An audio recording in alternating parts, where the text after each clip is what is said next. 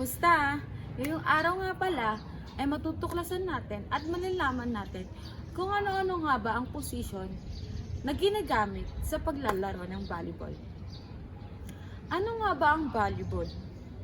Ang volleyball ay isang laro na kung saan ay dalawang grupo ang naglalaban. Ito ay may net sa gitna. Ang bawat grupo ay kailangang maka-score sa court ng kalaban. At doon ay nagkakaroon ng puntos once na nakapasok ang bola sa court ng kalaban. Ang paglalaro ng volleyball ay nakakabuti sa ating katawan at isipan. Pinapalakas nito ang ating mga muscles, nagpapabuti din ito ng ating koordinasyon at nakakatulong din ito sa pagbabawas ng timbang. Nakakapag-ensayo rin ito ng ating focus at nakakapagpawala ng stress. Ito ang apat na uri ng service sa volleyball. Una, underhand service process. Pangalawa, sidearm service process. Pangatlo, overhead service process. At pang-apat, dig pass o passing process. Underhand service process. First step, feet together. Ang dalawang paa ay dapat magkadikit. Second step, right or left foot backward o kanang o kaliwang paa ay ililipat sa likod. Ang isa sa mga paa ay ililipat sa likod. Ito ay ginagawa upang makapagbigay ng mas malakas na puwersa sa pagtama ng bola. Third step, arm bring at the back for the swing. O ilipat ang braso sa likod upang hampasin ang bola. Ito ay para sa proper na paghahanda ng swing para sa mas matino at malakas na pagtama ng bola. Fourth step, bend knees o pagtiklop ng tuhod ng bahagya. Ang mga tuhod ay dapat itiklop ng bahagya upang makapagbigay ng mas malakas na pwersa sa pagtayo at paggalaw. Last step, hit o hampasin ang bola. Pagkatapos ng lahat ng mga paraan ng paghahanda, ay dapat hampasin ang bola gamit ang braso na nakahanda sa likod.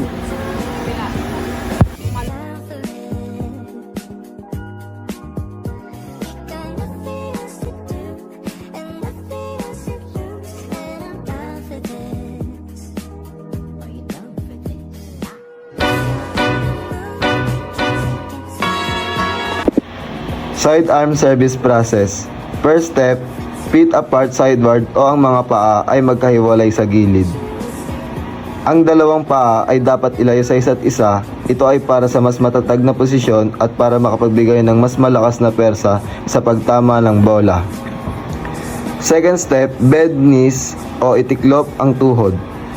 Katulad ng underhand service, ang mga tuhod ay itinitiklop ng bahagya para sa mas matatag at para makapagbigay ng mas malakas na persa sa paggalaw at pagtama ng bola. Third step, arms preparation o ang paghanda ng braso. Ang mga braso ay inihahanda para sa pagtama ng bola. Ang isang braso ay maaaring gumamit upang hawakan habang ang isang braso ay inihahanda para sa pag-extend at pagtama. Fourth step, arm extension o extend ang braso. Ang braso na gagamitin upang hampasin ang bola ay ini-extend o inilalayo mula sa katawan upang makapagbigay ng mas malawak na swing at mas malakas na persa sa pagtama ng bola. Last step, hit o hampasin ang bola. Pagkatapos ng pag-extend ng braso, dapat ay hampasin ang bola gamit ang dulo ng kamay o palad.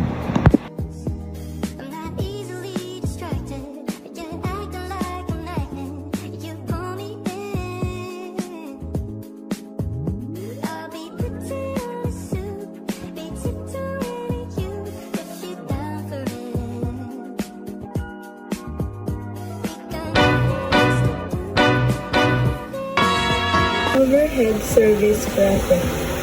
First step, step backward left and right o ilagay sa likod ang paa. Ito ay para sa mas malawak na espasyo at para sa makapagbigay ng mas malakas na pressure sa pagtama ng bola. Second step, tap the ball in front of face o itaas ang bola sa harap ng mukha. Ang bola ay itinataas sa harap ng mukha. Ito ay para sa mas malakas ang pagtama ng bola at para makontrol ang direksyon at lakas ng pagtama. Third step, hitting arm at the back left or right o lilipat sa braso na gagamitin sa paghampas sa likod, kanan o kaliwa. Ang braso na gagamitin upang hampasin ang bola ay inilipat sa talikod. Ito ay para sa proper na paghahanda ng swing at para sa makapagbigay ng mas malakas na pwersa sa pagtama ng ball. Last step, hit. Hampasin ang bola. Pagkatapos ng paghahanda ng braso at pagtaas ng bola, dapat ay hampasin ang bola. Last step, hit. Hampasin ang bola.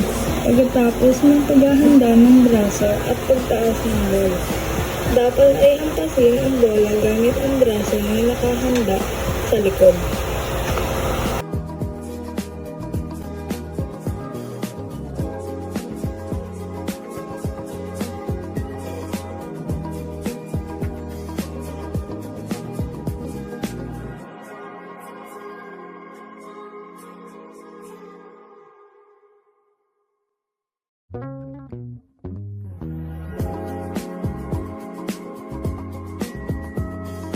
Ngayon, ipapakita ko sa inyo ang tamang kamay para sa pag-serve ng overhead service process.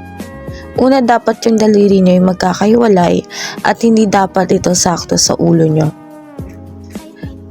Dahil overhead, dapat above the head ang inyong mga kamay at nakabend ang inyong arm.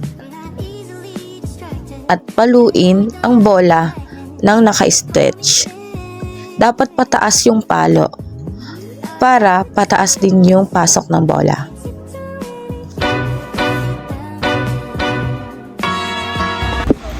Dig pass or passing process. First step, feet together o ang mga paa ay dapat magkadikit. Ang dalawang paa ay dapat magkadikit. Ito ang unang yugto upang makapaghanda sa pagtanggap ng bola. Second step, feet apart o ang mga paa ay paghiwalayin. Pagkatapos ng pagkakadikit ng mga paa, ang mga paa ay nalalayo sa isa't isa upang makapagbigay ng mas malawak na pwersa at para makapagbigay ng mas malakas na pwersa sa paggalaw at pagtanggap ng bola. Third step, bend knees, itiklop ang tuhod na bahagya. Ang mga tuhod ng manlalaro ay itiklop ng bahagya upang makapagbigay ng mas matatag na base at para makapagbigay ng mas malakas na pwersa sa pagtayo at paggalaw. Last step, leg stretch and pump. I-stretch at i-pump ang mga binti. Ang mga binti ay dapat i-stretch o inilalayo at i-pump para sa paggalaw at paghampas ng bola. Ito ay para sa mas mabilis na paggalaw at para makapagbigay ng mas malakas na pwersa sa paghampas ng bola.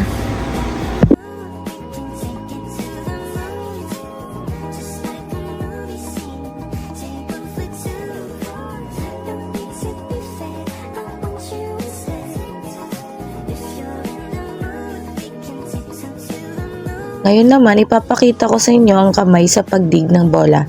Una, dapat hindi ganito yung kamay nyo. Hindi dapat ganyan ang itsura dahil mali yun. Maaaring mag-cause ito ng hirap sa pagtanggal. Dapat ang gawin nyo ay left over right or right over left para mas madali nyong madig ang bola. Ipakita mo yung mga bloopers natin. Sige, ito doon.